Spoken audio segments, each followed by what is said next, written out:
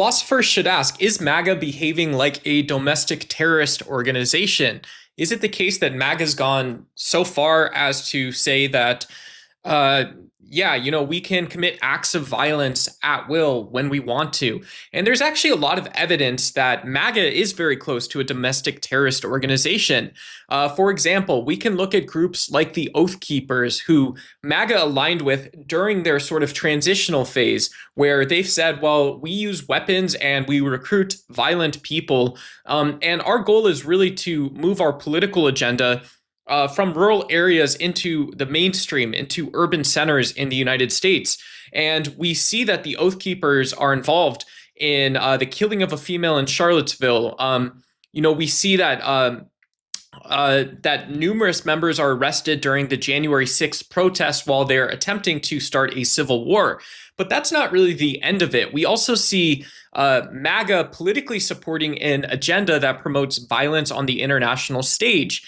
An example, we can perhaps tie Donald Trump's unhinged, chaotic, reasonless, and purposeless actions on the international stage all the way back to the Abraham Accords, where basically Trump says, hey, a guy like me is Christian, a guy like you is Muslim, a guy like him is Jewish. And so how we conduct business, how we conduct politics, isn't emergent from this concept of a Westphalian nation state, but instead we use violence, we deploy violent rhetoric, and we use extremist radicalization tactics in order to condone basically anything that happens.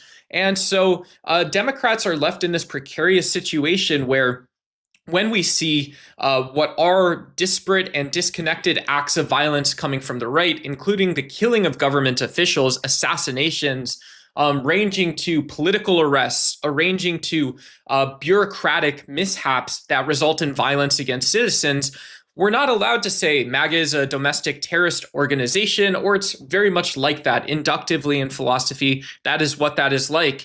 We're stuck saying that, well, we're left with an inept leader. And once again, while Donald Trump is on Coney Island searching for another corn dog or some cotton candy for his people, a lot of Americans, everyday people in non-political circumstances and even perhaps non-social circumstances are left footing the bill. And so we should say, no, enough is enough.